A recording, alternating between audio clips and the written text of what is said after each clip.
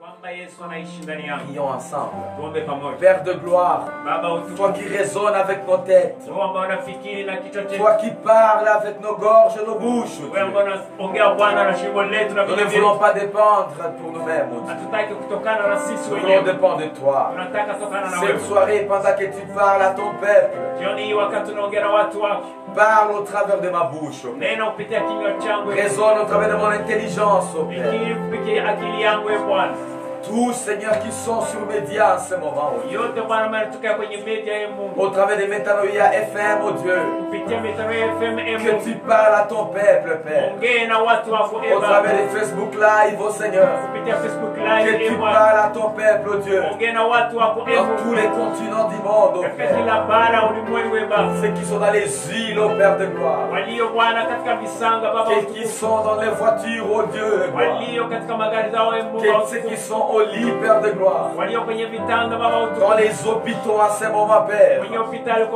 Partout ils sont, au Dieu de gloire. Seigneur, change les vies, Père. Guéris le malade, oh Seigneur. Transforme les vies, Seigneur. Relève la foi de ton peuple. Tu ne fais rien au hasard. Merci, mon Père, mon roi. Parce que tu es Père de victoire. Tu es Dieu de victoire. Et nous te bénissons ce soir. Merci parce que tu mérites la louange et l'adoration. Tu mérites la gloire en ce moment. Merci Père. Au nom de Jésus, on a ainsi prié. On va applaudir pour le Seigneur. Alléluia. Merci beaucoup de louange. En fait, je voulais parler par rapport à comment faire face à la souffrance causée par les changements. Nilitaka niongee kusema kwamba namna gani kupigana na mateso ambayo inatokana na mabadiliko. Il y a deux grandes choses devant nous. Des choses gigantesques. Il y a les temps, les saisons. Il y a aussi les changements. Ce sont des choses que nous on ne peut pas changer. C'est très difficile. Parce que dans ce monde, aussi longtemps qu'on vivra, nous ferons face à ces deux choses. Et de fois, ça peut nous emporter pour le négatif, ou ça peut nous aider à aller plus loin. En tant qu'enfant de Dieu, tu dois comprendre que la vie, c'est dans ces domaines-là. Mais il faut être sage pour savoir comment naviguer et vivre dans ce domaine. Nous avons dit les 2 semaines passées que pour faire face au changement, pour que les changements ne puissent pas t'emporter, il faut accepter les changements. Il faut ajuster votre façon de vivre. Il faut aussi l'accommoder. Ces 3 choses t'aideront à comment vivre positivement le moment des changements. Parce que les changements n'est pas éternel. Les changements changent aussi avec la saison. Il y a des gens qui se disent, comme je suis dans ce moment de changement, un moment de souffrance peut-être, je vais me suicider. Je vais manger du poison. Je vais me suicider. Je vais me fusiller. Et c'est fini pour moi. Je serai dans la paix. Mais souviens-toi que les changements que tu as, c'est juste pour un moment. Alors tu veux amener une solution éternelle ou durable dans un problème momentané. Ça, c'est être ainsi.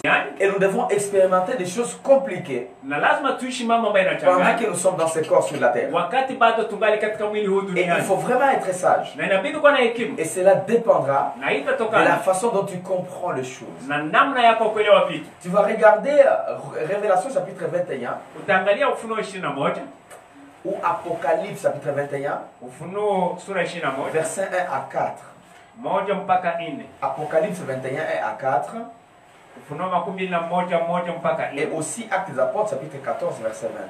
na pia Matendo ya Mitume 14:22. Mais commençons par Révélation 21:1 à 4. Lakini tuanze na Ufunuo 21:1 mpaka 4. Si tu es devant mon écran, Kama uko mbele ya ubao wangu, regardez avec moi derrière. tazama nami. On va lire la Bible ensemble. Tutasoma Biblia C'est pamoja. Louis II. Ni Louis La Bible II. dit ceci. Biblia inasema, Puis j'ai vu un nouveau ciel et une nouvelle terre. kisha nikaona mbingu mpya na nchi mpya. Car le premier ciel et la première terre avaient disparu et la mer n'était plus. Kwa maana mbingu za kwanza na nchi ya kwanza zimekwisha kupita, wala hapana bahari tena. Ici nous voyons Hapa tunaona que la terre ne restera pas kwamba éternelle. dunia itabaki milele. Ça va passer. Itapita. Maintenant, tout ce qui se passe sur la terre et les changements et les difficultés et la souffrance, Sasa yote ambayo inapitika hapa katika nchi ni mabadiliko, ni mateso, passer. itapita. Parce que les changements amènent la souffrance. Sababu mabadiliko inaleta mateso. Et des fois, on n'accepte pas la souffrance dans laquelle nous sommes. Na mara tukubali mateso ambayo tunapitia. Et des fois, on n'accommode pas par rapport à la souffrance que nous avons. Na mara tukubaliane sawa sawa na ile mateso ambayo Et tunapitia. des fois, on n'arrive pas à ajuster notre vie par rapport à cette souffrance-là. Na wakati mwingine inakuwa vigumu sana kusema maisha yetu kubaliana na ile mateso ambayo Alors tunapitia. que c'est insensé. Na japo hiyo ni Alors, ujinga. j'ai voulu vous montrer, Nilitaka kuonesha pendant ce moment, wakati huu comment vivre. namna ya kuishi. Et tu sais, l'Église est supposée enseigner ses enfants, Na unajua kanisa linatakiwa kufundisha ses watoto wake, disciples, wanafunzi afin wake, qu'on puisse aller plus haut. ili tupate kwenda juu C'est sana. très important. Ni ya muhimu sana. Acte 14, verset 22. Matendo ya Mitume 14:22. Ici, nous voyons déjà que nous sommes dans une terre qui va changer et nous serons dans la vie éternelle, dans l'éternité au ciel. Hapa tunaona kwamba tuko katika dunia ambayo itabadilika na pia tutakuwa huko mbinguni katika umilele ambayo ni ya milele. Mais là, la souffrance est normalement établie sur la terre. Sasa mateso iko hapa duniani. Ce ciel qui va descendre, la nouvelle Jérusalem qui va descendre, de nouvelles choses dans lesquelles nous allons vivre dans l'au-delà, il n'y aura plus la souffrance. Hiyo mbingu ambayo itashuka, hiyo dunia mpya, hiyo wakati ujao wa milele ambayo itakuwa. Ici, verset 22. Angalia hapa mstari wa La Bible 12. dit, Biblia inasema, fortifiant l'esprit des disciples, les exhortant à persévérer dans la foi et disant que c'est par beaucoup de tribulations qu'il nous faut entrer dans le royaume de Dieu. wakifanya imara roho za wanafunzi na kuwaonya wakae katika ile imani, na ya kwamba imetupasa kuingia katika ufalme wa Mungu kwa njia ya ziki nyingi. Vous savez, la souffrance, Unajua mateso c'est une partie ni moja kipande de choses qui nous aident dans le royaume de Dieu. ya vitu ambavyo vinatusaidia katika ufalme wa On ne Mungu. peut pas expérimenter le royaume de Dieu à une dimension très élevée Hatuwezi kuishi ufalme wa Mungu kwa ngazi ya juu quand tout marche convenablement. kama mambo yote yanatembea sawa. Il y a des choses qui doivent changer. Kuna mambo yanapaswa Voilà kubadilika. pourquoi il y a des saisons dans nos vies, Ndio maana kuna nyakati katika maisha des yetu, saisons difficiles, nyakati ngumu, des saisons qu'on ne comprend pas, nyakati ambazo hatuelewi, qui doivent venir pour nous purifier, pour nous transformer, afin que nous puissions être forts dans notre foi. ambazo inabidi zije ili zipate kutuosha, zipate kutubadilisha na tuwe na nguvu katika imani yetu. Je vais vous partager 5 vérités sur la souffrance. Nitaongelea namna 5 ya ukweli katika mateso. 5 vérités sur la souffrance, Ukweli 5 katika mateso, et que vous puissiez être très forts na ili mpate kuwa na nguvu et avancer na kuendelea dans les royaumes katika ufalme comme il faut.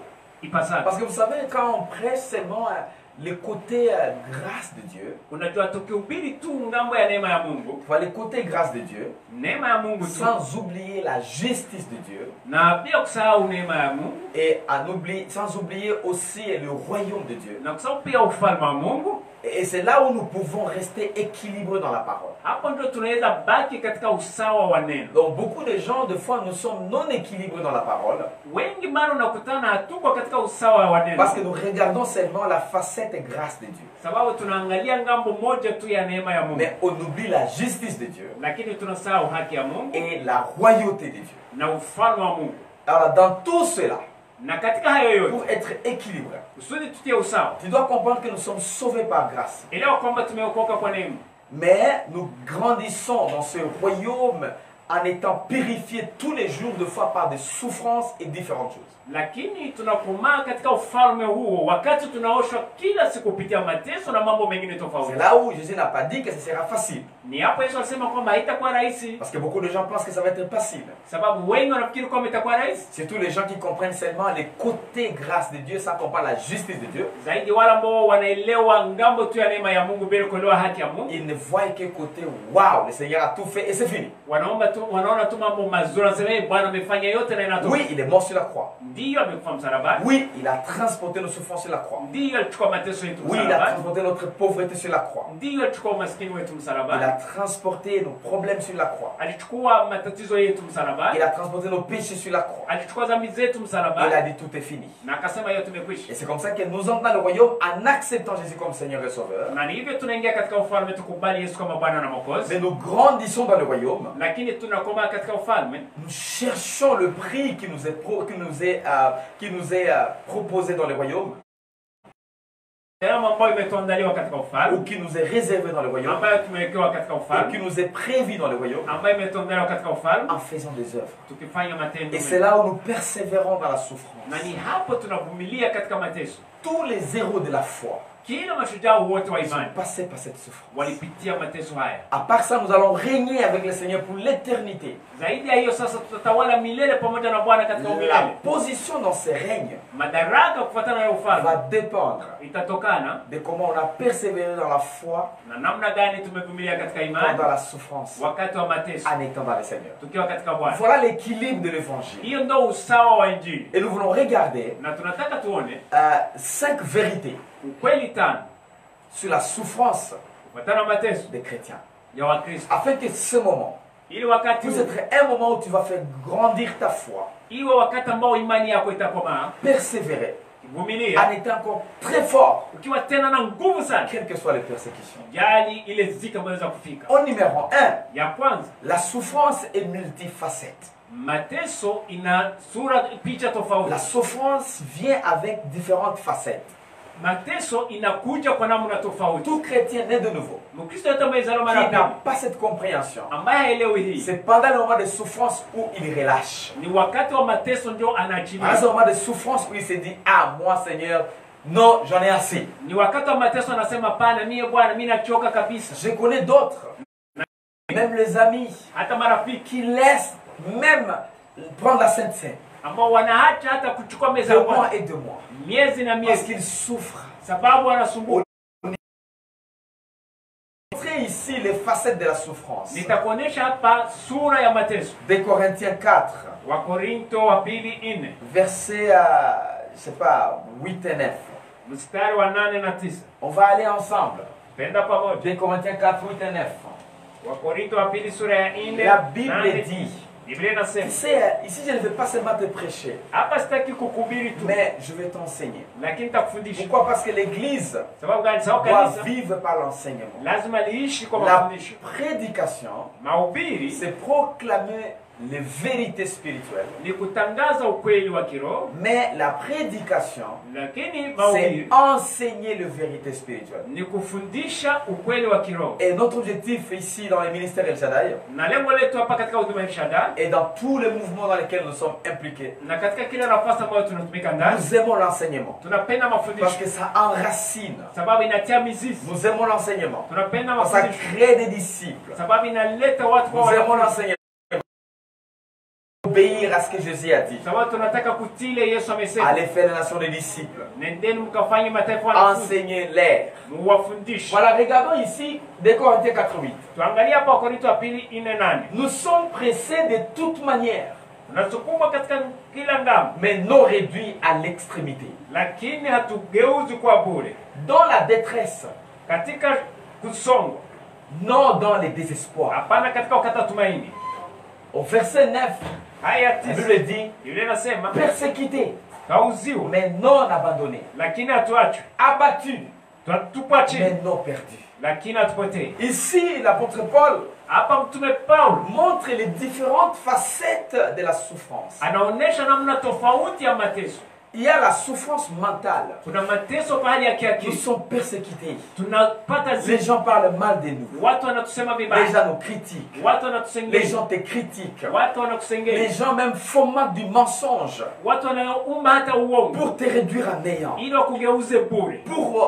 Pour noircir ta réputation. Ili hali yako kuwa igeuke kuwa Pour haifai. montrer que tu n'es pas valable. Kuonesha kwamba wao haustahili D'abord, kabisa. d'un côté, ils cachent leurs faiblesses. Kwa ngambo moja wanafichika Ils udhaifu veulent wao. montrer qu'ils sont mieux que toi. Wanataka kuonesha kwamba ndio wanafaa zaidi yako. Donc ça, c'est la persécution. Na hiyo ni ziki. Aussi, nous sommes poussés. Na pia tunasukuma. Ça, c'est au niveau physique. Hiyo ni kwa hali ya kimwili. Donc la persécution vient avec différentes facettes. Yaani kupata mateso na kuja kwa namna La tofauti. facette physique, Kwa hali ya kimwili, la facette mentale, kwa hali pia ya la kiakili, facette na émotionnelle kwa hali ya et même kihisia. la facette spirituelle. Na pia kwa ngambo ya Nous kiroho sommes réduits. tunageuzwa. Par exemple, dans les moments où nous sommes, Kwa mfano wakati tunaopitia, les gens ont besoin de prier watu wana haja ya kuomba ensemble pamoja en développant la communion ili fraternelle. ushirika wa pamoja upate Mais il n'y a kuendelea, pas moyen. lakini hakuna Satan namna. a amené une chose incroyable sur la terre. Shetani ameleta kitu cha ajabu La duniani, pandémie de coronavirus. magonjwa ya Et coronavirus, cette histoire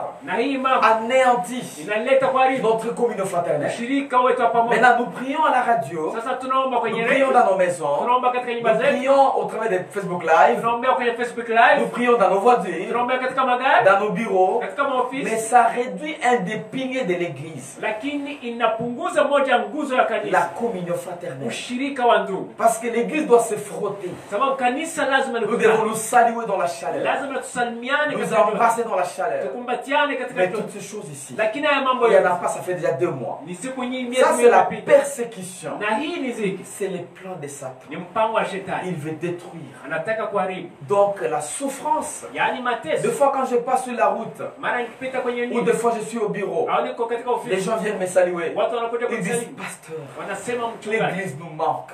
tunakosa, tunasikia hamu ya L'église kanisa, nous manque. tunasikia hamu ya Nous kanisa, voudrions vraiment encore revenir. tulitaka kweli Et kurudia quand on tena. va rentrer, pasteur, Na wakati arudi mchungaji, donne-nous 1 heure tupe saa moja de danser, de sauter, ya de louer. kucheza, ya kuruka, On va dans la kusifu, chaudière. tuingie katika kipukutu. Je comprends. Naelewa Ils ne disent pas que vraiment, ils ne veulent pas exprimer que l'église le manque parce qu'ils ne prient pas. hawataka kuonyesha kwamba kanisa wanasikia hamu ya kanisa sababu hawaombi, Mais juste parce que lakini kwa sababu ils ont perdu cette communion fraternelle. wamepoteza ile ushirika wa Et pamoja. vous et moi en ce moment, Na wewe na ça mimi c'est la muda huu, persécution. hiyo ni ziki, Mais nous voulons avancer. avec lakini ça. lazima tuendelee kidogo. Ça c'est la première facette. Hiyo ni sura moja. La souffrance Mateso vient avec différentes facettes. inakuja na mambo tofauti, Et si tu ne comprends pas cela, na kama elewe hiyo, tu peux abandonner Dieu. unaweza kuacha Mungu, Tu peux abandonner unaweza prière. kuacha maombi, Tu peux abandonner la méditation personnelle. unaweza kuacha hata kutafakari kwa binafsi. Continue à méditer. Endelea kutafakari, Continue à prier. endelea kuomba, Continue à avancer. endelea kupiga, Parce que ça va finir. kwa kuwa itaishi. La deuxième souffrance, Ngambo pili ya la mateso, deuxième chose qu'on peut parler kitu cha pili tunaweza sur la kuongea souffrance, kwa ajili ya mateso parce que la souffrance, ni kwamba mateso c'est fait dans nos communautés. inatokana pia na jamii zetu. Galates chapitre 6 verset 2. Wagalatia 6:2. La souffrance, Mateso c'est fait dans nos communautés. inakuja pia katika majamii Galates zetu. 6 2. La Wagalatia Bible 6:2. dit, portez les fardeaux les uns des autres et vous accomplirez ainsi la loi de Christ. Shikilianeni nyinyi mizigo kwa ninyi kwa ninyi na kutimiza hivyo sheria ya Kristo. Vous savez, beaucoup de gens pensent Unajua watu que wanafikiri quand vous allez à l'église, kwamba ukienda c'est kanisani l'église pleine. ni kanisa Nous avons imejaa, la joie, tuna furaha, nous développons, tunaendelea, nous méditons les saints.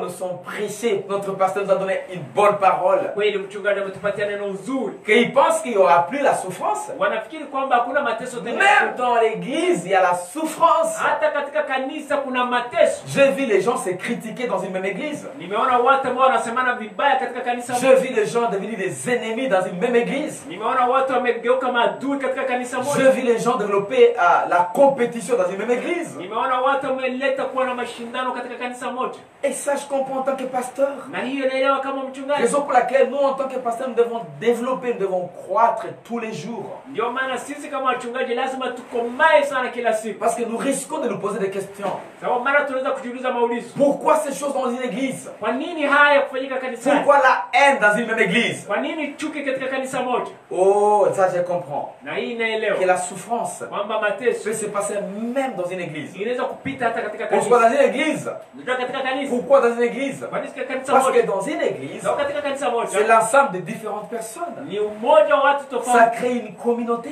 Inaleta jamaa. C'est comme à la maison. Ni kama vile C'est nyumbani. comme au quartier. Ni kama vile C'est kijiji. comme dans une mairie. Ni kama vile katika C'est mji comme fulani. dans une province. Ni kama vile katika jimbo C'est fulani. comme dans un Ni pays. kama vile katika Dans les nchi. souffrances Yaani mateso peuvent venir inaweza kuja au niveau même de l'église. hata katika Et kanisa. c'est là où Paul encourage Na ni hapo que Paulo nous anahimiza devons apprendre kwamba tujifunze à porter le fardeau des uns des autres. kuchukuliana mizigo sisi kwa sisi. Pardonner aux autres. Kusameheana wenyewe kwa wenyewe. Sois patient avec les autres. Uvumilie wengine.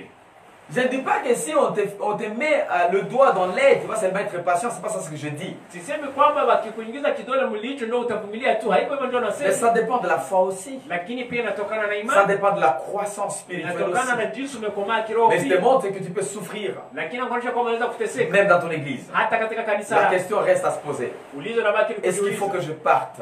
Je, inabidi nitoke? Est-ce qu'il faut que je laisse ma foi? Je, inabidi niache imani Que yangu? j'abandonne ma communauté? Niache ile ushirika wangu avec les autres? na wengine. Mais je te montre que c'est la souffrance. Lakini kuonyesha kwamba ni La mateso. souffrance t'aide à grandir, Mateso inakusaidia t'aide à kukomaa. développer. Inakusaidia kwenda mbele. Troisième chose que je voulais te dire, Kitu cha tatu nitaka par kuambia. rapport à cette vérité, Sawa sana hiyo c'est kweli. la souffrance Juu ya mateso de chrétiens. ya Wakristo. La souffrance nous équipe pour le ministère. Mateso inatujenga kwa ajili ya huduma. Et là, on va regarder 4. Na hapa utaangalia Wakorintho wa pili 2:4. 2 Corinthiens 1:4. Wakorintho wa pili La 2:4. souffrance Mateso nous équipe inatujenga pour le ministère. kwa ajili ya huduma. Si vous regardez avec moi ici derrière, Ukitazama pamoja na mimi elle hapa, dit qui nous console dans toutes nos afflictions, inasema kwamba atufarijie katika ziki zetu dans zote toutes nos souffrances, na katika mateso dans yetu tous nos yote, problèmes. katika matatizo Le yetu yote. Seigneur nous console. Bwana anatufariji Afin que par la consolation dont nous sommes l'objet de la part de Dieu, ili nasi tupate kufariji wengine katika faraja hiyo, nous puissions consoler ceux qui se trouvent dans quelque l'affliction. na tufariji wale walio katika ziki pia. Une chose que tu dois savoir, si tu n'as jamais souffert, Kama hujawahi tu ne peux kusumbuka, pas comprendre comment consoler les autres. hauwezi kujua namna ya kufariji wengine. Par exemple, Mfano, si tu n'as jamais perdu un enfant, kama hujawahi kupoteza tu mtoto, ne peux pas être un témoignage aux gens qui perdent leurs enfants. hauwezi kupata ushuhuda wa kushuhudia wala mwe kupoteza watoto. Si tu n'as jamais perdu un travail, Kama hujawahi kupoteza kazi, tu ne peux pas être une consolation ou un témoignage aux gens qui perdent le boulot. hauwezi kuwa faraja au ushuhuda kwa wale mmepoteza kazi. Si tu n'as jamais été malade, Kama hujawahi tu kugonjwa, ne peux pas consoler le malade. hauwezi kufariji mgonjwa. Et c'est là où nous, comme Église, Na ni hapo sisi kama kanisa, la souffrance nous donne l'expérience. mateso inatupa kujua namna ya Les kuishi. difficultés nous développent. Si tu n'as jamais été affamé, par exemple, Shida inatusaidia kwa kama hujawahi kusikia njaa kwa mfano, si tu n'as jamais été sans travail, kama hujawahi kukosa tu kazi, ne peux pas comprendre hauwezi kuelewa la souffrance dans laquelle les autres passent mateso ambayo wengine wanapitia quand il manque le boulot, wakati quand wanakosa kazi, il manque l'argent, wakati wanakosa quand pesa, il manque le travail. wakati wanakosa kazi. Et c'est comme ça que les souffrances Na ni hivyo mateso ou la inatupa kujua afin de nous exposer au ministère. ili kujua kukutana na kufanya kazi ya huduma. Moi, quand il y a quelqu'un qui perd son fils, Au binti wake, je suis un exemple. mimi ni Dans le manque de l'argent, kama mtu anateseka kwa kukosa pesa ou manque de travail, au kukosa kazi ou vivre des années sans savoir je vais manger quoi demain. au kuishi miaka hajui atakula nini kesho. J'ai été là. Nimepitia Je suis hivi, un témoignage. mimi ni ushuhuda. Si les gens qui se disent non, nous on a été vraiment dans les moments très difficiles de la vie. Kama unaweza kusema sisi tumepitia wakati mgumu wa maisha, Moi j'ai été là. mimi Et nimepitia c'est comme hivi. ça que je crois, Na ni hivyo pour naamini tous serviteurs de Dieu, kwa watu passer par les moments difficiles pitia wakati mgumu, le prépare à la grandeur. inawaandaa katika Parce ukuu. que quelqu'un qui n'a jamais vécu des moments difficiles, Sababu yule ambaye hajawahi kuishi wakati comment tu vas mgumu, témoigner? namna gani utashuhudia, Comment tu vas aider les autres? namna gani utasaidia C'est comme wengine. ça que la souffrance nous équipe au ministère. Na ni hivyo mateso inatujenga kwa ajili ya huduma. Si tu es né dans une famille tellement riche, Kama umezaliwa katika familia tajiri sana, grandi dans une famille riche, ukakomalia katika familia tu tajiri, commences à servir Dieu. unaanza kutumikia Mungu, Tu te déconnecteras totalement avec les gens qui grandissent dans des familles pauvres. itakuwa vigumu sana kuungana na watu ambao wamekomalia katika familia ya Tu kimaskini. n'as jamais été dans la pauvreté. Haujawahi kuwa katika Tu n'as umaskini, jamais cherché à manger. haujawahi kutafuta chakula. Pour toi, mayonnaise, c'est la vie. C'est la fête. Na japo hiyo fasi nyingine mayonnaise ni karamu, Ils prennent mayonnaise lorsqu'il y a la fête. wanachukua mayonnaise wakati kuna Ils karamu, prennent Fanta lorsqu'il y a la fête. wanakunywa Fanta wakati kuna karamu tu, Ou quand ils sont malades. au kama ni wagonjwa. D'autres, ils prennent du thé seulement lorsqu'ils sont malades, la malaria. Wengine wanakunywa chai tu tu waligonjwa malaria. Et c'est là où la souffrance Na ni hapo nous mateso prépare inatuandaa dans les ministères. kwa ajili ya huduma. Amen, amen. Amen. Il faut souffrir de foi. Inabidi kusumbuka mara. Maintenant, comme Dieu connaît Sasa kwa kuwa Mungu que anajua dans toutes nos requêtes de prière, kwamba katika mahitaji yetu personne ne met la requête Seigneur, amène-moi la souffrance. hakuna mtu anaweza kuleta hitaji mbele za Mungu anasema Bwana nipe mateso. Oh mon Seigneur, Bwana wangu, amène-moi la souffrance. niletee Je mateso. vais souffrir pour grandir. Nataka niteseke. Seigneur connaît que l'homme est égoïste. Mungu anajua kwamba mwanadamu anajipendaka. L'homme est là. Mwanadamu D'ailleurs, c'est une stratégie diabolique pour te faire tomber dans les règnes de Satan. kwanza ni mbinu ya shetani ipate kuanguka kwa utawala wa shetani. Pour t'énumérer rapidement, Kwa kuambia kwa haraka, c'est l'égoïsme, kwanza ni kujimini, c'est la satisfaction, ni kutosheka wenyewe, c'est la convoitise ni tamaa et l'ingratitude. na kutokushukuru. Ces quatre choses Hiyo vitu hivi attirent les règnes de Satan dans ta vie. inakogota utawala wa shetani C'est katika pas ça maisha. ce que je vais dire aujourd'hui. Sio hiyo nataka kusema Ce qui est hiyo. important maintenant, Hiyo muhimu comme sana. l'homme est égoïste, Kwa kuwa mtu anajipenda et l'homme sana ne peut pas attirer ce qui est mal sur sa vie. na uweze kuokota mabaya kwa maisha yake. Allez, le Seigneur a établi les changements Bwana ameweka mabadiliko que toi tu ne peux pas aussi attirer. ambao mwenyewe huwezi Tu ne peux kuokota. pas prier Seigneur, amène les changements dans ma vie. Hauwezi kusema Bwana nipe mabadiliko Si katika c'est les maisha. changements, c'est toujours positif. Kama ni mabadiliko ni mazuri tu. Allez, il amène aussi les changements négatifs. Analeta pia mabadiliko mabaya. Les afflictions, Ili les problèmes, shida, la souffrance, mateso, le rejet, kutupiliwa, les critiques, masengenyo, afin que ça te pousse ili kusukume encore à aller vers Dieu. kwenda karibia Et prépare na à kukuandaa te donner beaucoup d'expérience kwa kukupa namna ya kuishi, à aller dans le ministère. kuingia katika Quand tu huduma. vas donner ton témoignage, Wakati utatoa ushuhuda, tout le monde mettra la main sur la joue comme ça. kila mtu ataweka mkono kwenye lichafu. Ah, c'est ça, Seigneur. Nasema njoo hii La kwa personne que je vois, mtu super. nilikuwa na mwana ni wa pasa metoka Elle a un témoignage. ana ushuhuda. Tu ne peux pas regarder la ville sur une montagne, Hauwezi kutazama mji kwenye mlima à partir d'une montagne, kutokana na mlima et tu n'as jamais souffert de la montée. na kamwe hauwahi kusumbuka kwa Et c'est kuipanda. comme ça que les gens qui ont une grande dimension de voir des grandes choses, Na ni hivyo watu walio na ngazi kubwa kuona ce sont vitu des gens qui ont souffert en montant. ni watu waliosumbuka wakipanda. Donc la souffrance nous équipe Yaani mateso pour le inatujenga ministère. kwa ajili ya huduma.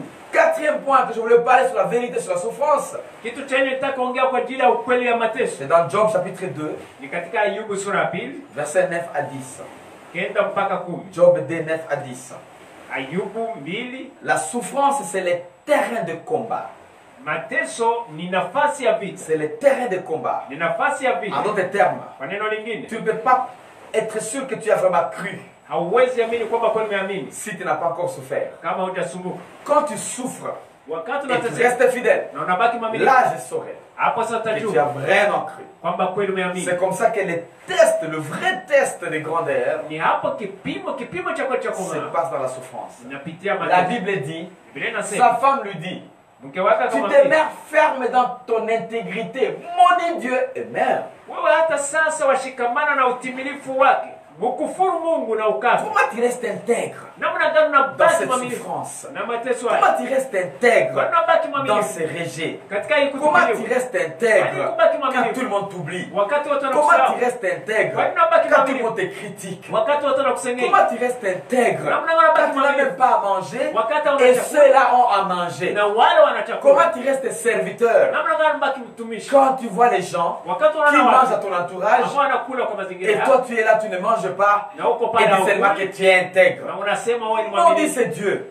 Laani ule Mungu, Sépare-toi de ce Dieu. achana na ule Mungu, Laisse ce Dieu acha ule Mungu et meurs. na ufe. Parce que quand tu meurs, Kama il n'y ukifa aura plus la souffrance. hakuna tena mateso. Quand on meurt, Wakati le unakufa corps est au repos. mwili Il n'y aura plus la unapumzika, souffrance dans le corps. hakuna tena mateso Ils katika oublient une mwili. chose, Wanasahau kitu que l'âme kwamba ne nafsi sera jamais au repos haitapumzika si on kama meurt en dehors de Dieu. kama tunakufa nje ya Mungu. Voilà pourquoi au verset 10, Ndio maana kwa mstari wa la 10, Bible dit, mais Job lui répondit, lakini aiba kama tu vile parles comme une femme insensée. wewe wanena kama mmoja wa wanawake wapumbavu. Oh, j'aime cette partie. Napenda sana Les hii. gens insensés, Watu ambao ils wapumbavu maudissent Dieu wanalaani dans Mungu leur souffrance. katika mateso yao. Les gens insensés, Watu ambao ils disent wapumbavu que Dieu n'existe pas. wanasema Mungu Il y a hakuwahi. quelqu'un qui m'a dit, Kuna mtu je suis ameniambia découragé. nimevunjika Je ne moyo, sais pas là où il y a Dieu. sijui ni Mungu Et kwa j'ai wapi. beaucoup Na regretté. nikahuzunika C'est la sana. personne qui est dans le Seigneur pendant Ni longtemps. mtu kwa katika Mungu siku C'est nyingi. décourageant. Inavunja C'est moyo. décourageant. Inavunja Si tu moyo. me dis ça, tu Ukiniambia veux que hivi, moi je dise quoi? unataka nikwambie Que moi nini? je dise quoi? Mimi niseme Si je nini? suis pasteur, Mimi ni mchungaji. j'ai besoin des gens Nina qui haja ya me watu parlent des choses qui vont m'encourager. ambao wataniambia watu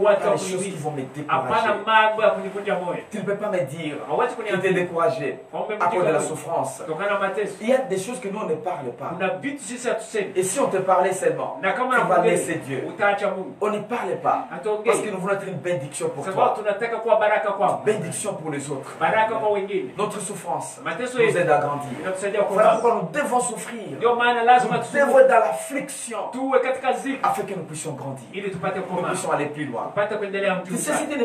tu ne veux pas la souffrance, Unajua kama unataka mateso c'est signe d'arrogance. ni hali Tu ya es kuwa jeuri. arrogant. Yaani unajaa Tu jeuri. vis par ta propre justice, Unaishi kwa ajili ya haki yako par ta mwenyewe, propre force. kwa ajili ya nguvu yako Et voilà mwenyewe. pourquoi, Na ndio maana aussi longtemps que tu penseras kwa kadiri que tu utafikiri peux être fort, kwamba unaweza que tu ne kuwa peux pas souffrir, kwamba huwezi tu kusumbuka, vas encore souffrir utasumbuka jusqu'à tena ce que mpaka wakati tout se casse, yote que inavunjika, ton âme se casse, nafsi yako ivunjike, que ton arrogance se brise, jeuri yako que ivunjike, les toits tombent. wewe mwenyewe Et uvunjike, là, tu commenceras à vivre na utaanza kuishi dans la sasa justice de Dieu, katika haki ya selon Mungu, la grâce de Dieu, sasa na selon l'amour de Dieu, selon l'acceptation de Dieu. sawa na kubaliwa na Et tu Mungu, commenceras à voir ta vie na utaanza kuona maisha à yako l'aise, huru kabisa. avance avec Dieu. Endelea na Mungu, Aller comme un bidon qui est sur les lacs. uende kama vile bidon iko juu ya bahari, Le bidon qui n'a pas quelqu'un qui le pousse. bidon ambayo haina chochote ambacho kinaisukuma, Mais le bidon va où le vent dit va aller là-bas. lakini inaenda nafasi yao inaipeleka. C'est ça, vivre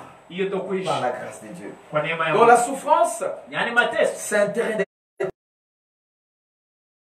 vita ya imani, combat de l'intégrité, vita ya uaminifu, combat de la détermination. vita ya kujitoa kabisa. Beaucoup de gens disent que je vais me consacrer. Wengi wanasema itajitoa, Je suis déterminé à suivre Dieu. umejitoa kabisa na moyo Parce que wote, tu n'as pas encore souffert. sababu Parce haujakutana que na tu n'as pas mateso, encore souffert. sababu hujakutana na mateso. Il faut passer par la souffrance. Inabidi kupitia Pour mateso prouver que tu te sacrifies pour Dieu. ili upate kuonesha kwamba umejitoa kwa Tu ajili ya es Mungu. intègre à Dieu. Wewe ni mwaminifu Tu kwa Mungu, aimes Dieu. unapenda Tu avances avec Dieu. unaendelea na Mungu, Quel que soit le manger, sijali quel que kukosa soit le chakula, manque, sijali quel que kukosa, soit le manque d'argent, sijali kukosa quelle que pesa, soit l'affliction, sijali quelle que soit critique négative, sijali kusema quel que soit vibaya, les gens vouloir noircir mon témoignage, sijali jinsi watu wanaweza ils me kufikia verront sisi, dans les Seigneurs. wataniona katika Ils Bwana. me verront dans les Seigneurs. Je ne stopperai jamais. Kama sita Parlez comme vous voulez. neno Je sais une jisikia, chose, najua que kimoja, mon Rédempteur est vivant. kwamba mkombozi wangu Il ni m'a hai. sauvé. Amen. Il m'a amené. Amen. Je ne suis pas parfait. Mimi si Voilà mkamilifu. pourquoi je passe par la souffrance, Ndio maana napitia pour que mateso je devienne parfait. ili nigeuke Dès mkamilifu. lors qu'il passe par le feu, Sababu bado napita katika moto afin que je devienne encore éclatant, ili nipate kuangaa que tena zaidi. j'éclate de la victoire. Niangaze tena kwa ajili La ya ushindi. souffrance me purifie. Mateso imeniosha. Enfin, cinquième point, Kwa mwisho nukta c'est ya la tano souffrance. ya mateso, On va regarder des Corinthiens 4, tutaangalia Wakorintho wa pili hivi versets 17 à 18. 17 Des Corinthiens 4, 17 à 18. Wakorintho wa pili hivi, La souffrance nous... 1 Corinthiens 4, Wakorintho wa kwanza 4 17 à 18. 17 na 18. C'est le point qui dit, Nukta inasema la souffrance nous mateso prépare inatuandaa de gloire kutukufu une grande gloire. dans de gloire. Parce que nous sommes déjà dans la gloire en étant dans le Seigneur Jésus. Mais nous voilà dans la grande gloire. Parce que l'homme, quand il souffre, c'est le moment où il cherche beaucoup Dieu. La Bible dit ceci: pour cela, je vous ai envoyé Timothée, qui est mon enfant bien-aimé et fidèle dans le Seigneur. Il vous rappellera quelles sont mes voies en Christ. Quelle est la manière dont j'enseigne partout dans toutes les églises. Kwa sababu hii nimemtuma Timotheo kwenu aliye mwanangu mpendwa, mwaminifu katika Bwana, atakayewakumbusha njia zangu zilizo katika Kristo, kama vile nifundishavyo kila mahali katika kila kanisa. Donc Paul était en train d'enseigner dans toutes les églises. Yani Paul alikuwa anafundisha katika makanisa yote. Et il avait un disciple qui l'entourait. Na alikuwa na mwanafunzi ambaye alikuwa karibu naye. Son fils spirituel. Mwana wa kiroho. C'était Timothée. Ambaye alikuwa Timotheo. Et il allait avec lui. Na alikuwa anatembea naye. Il travaillait avec lui. Alitumika naye. Il faisait le ministère avec lui. Alifanya huduma naye. Maintenant, celui-là, il a vécu toute sa souffrance, toutes les bonnes choses, toutes les bonnes comme les mauvaises choses. Sasa ule aliishi mateso yote, mambo mazuri kama vile mabaya yote. Il l'a envoyé dans les églises. Avant de lire les versets suivants, je vais parler à un pasteur qui me suit, ou un serviteur qui me suit. Tu envoies qui pour aller te représenter dans les réunions? Tu envoies qui pour aller dans les témoignages de ce que tu fais? Tu ne peux pas seulement dire à quelqu'un, regardez A, B, C, D, allez leur dire ça. Les gens doivent témoigner de ce qu'ils ont vécu, de ce qu'ils ont touché, de ce qu'ils ont vu. Ce n'est pas le leadership que je parle ici. Je parle de la souffrance.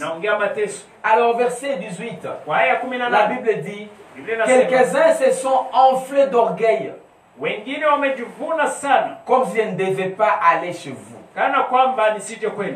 Nous sommes dans 2 Corinthiens. Allez maintenant dans 2 Corinthiens chapitre 4, 17-18. Je te montre comment est-ce qu'il travaille avec ces gens. Mais je voulais maintenant te montrer l'affliction et la souffrance. Regardez ce que la Bible dit. Car nos légères afflictions du moment présent produisent pour nous au-delà de toute mesure.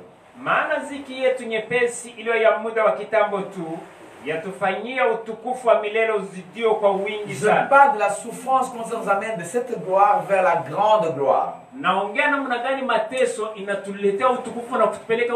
te montre la relation que Paul avait avec son fils. Et comment il les représentait. Et il expérimentait toute cette souffrance. Tu sais, vous savez, beaucoup de gens, même dans les églises, c'est des pasteurs, ne veulent pas montrer la souffrance aux gens qui les entourent.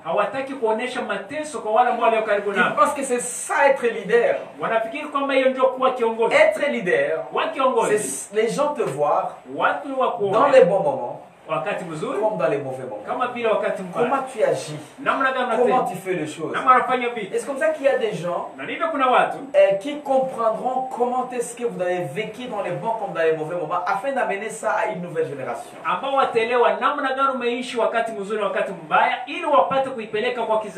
Même nos enfants à la maison.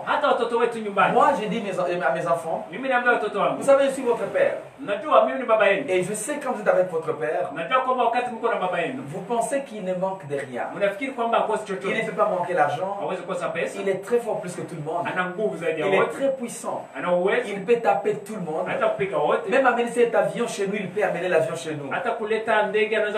Toutes les voitures du monde appartiennent. Mon papa est très fort. Pourtant mes enfants, je suis très faible. Il y a des moments où je suis très faible. Et je ne peux pas subvenir à vos besoins. Je sais que vous me prenez comme un héros. Mais vous devez comprendre une chose. Je suis un héros à cause de la grâce de Dieu. Mais il y a beaucoup de choses que je ne peux pas faire de ma propre force. Là, vous léguez même vos faiblesses à vos enfants, afin que les enfants comprennent. Notre papa c'est un héros, mais il y a un héros plus puissant que lui. C'est Jésus. Amen, amen. Maintenant ici la Bible dit quoi? Que le moment présent produisent pour nous au-delà de toute mesure. Et au verset 18, elle dit un poids éternel de gloire. C'est-à-dire la souffrance, l'affliction que nous avons aujourd'hui, ça nous produit un poids éternel de gloire. Donc quand vous souffrez, vous grandissez dans la gloire. C'est très important. Ça vous donne beaucoup d'expérience. Et ça vous amène à la hauteur. La Bible dit, parce que nous regardons non point aux choses visibles. Je ne regarde pas ma souffrance maintenant. Je ne regarde pas mes problèmes maintenant. Je ne regarde pas aux défis maintenant. Je ne regarde pas ces choses maintenant. Oh, la Bible me dit, mais à celles qui sont invisibles, car les choses visibles sont passagères. Tes souffrances sont passagères. Tes difficultés sont passagères. Les changements que tu as est passager. Oui, tu as perdu la maison par inondation. Oui, tu as perdu le travail à cause du coronavirus. C'est passager. Je ne regarde pas aux choses maintenant. Mais la Bible me dit, les choses passagères sont momentanées. Et les invisibles sont éternels. Voilà pourquoi je voulais te dire ce soir. Ces 5 choses, en tout cas, vérité par rapport à la souffrance, que les chrétiens doivent souffrir. Mais il faut savoir comment accommoder cette souffrance. Comment accepter cette souffrance. Et comment ajuster la façon de vivre. Afin de développer la foi. Et quand ça va changer, la vie viendra encore mieux. La foi va encore être super. Garde ta foi. Sachant que demain, c'est un jour nouveau. Garde la foi. Sache que c'est un jour nouveau. Je veux prier avec toi. Seigneur notre Dieu, merci parce que c'est notre Dieu. Merci parce que tu nous enseignes de grandes choses. Tu nous développes dans la foi. Tu nous aides à aller plus haut. Et nous voulons vivre dans ces choses. Je bénis ceux-là qui nous ont suivis, Jésus. Au nom puissant de Jésus. Qui ne nous suivent pas à la radio. Qui ne nous suivent pas Facebook Live. Au nom puissant de Jésus. Même ceux qui vont suivre par rediffusion. Au nom puissant de Jésus. Je parle de la grandeur. Je parle de la persévérance. Même dans ces moments de souffrance. Je parle de l'avenir, Seigneur. Rempli par toi. Tu m'as parlé, Seigneur. Tu m'as parlé, Jésus. Et je le prophétise sur tes jours.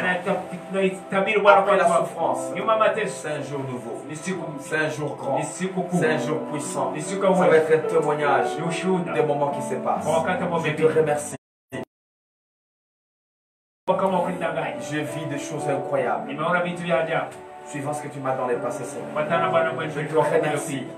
Parce que tu n'es pas dans le bruit. Tu n'es pas dans les histoires. Tu es derrière ta parole pour l'accomplir.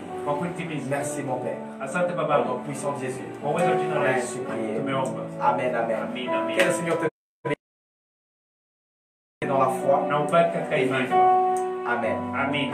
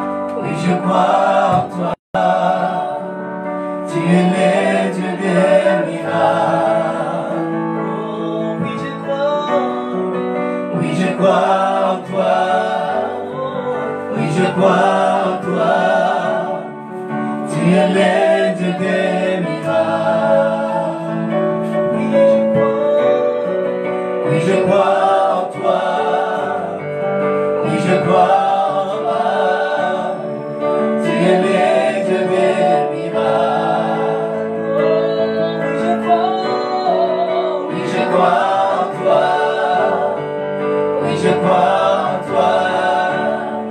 Tu es maître des miracles. Oh oui, je crois, Seigneur. Oui, je crois.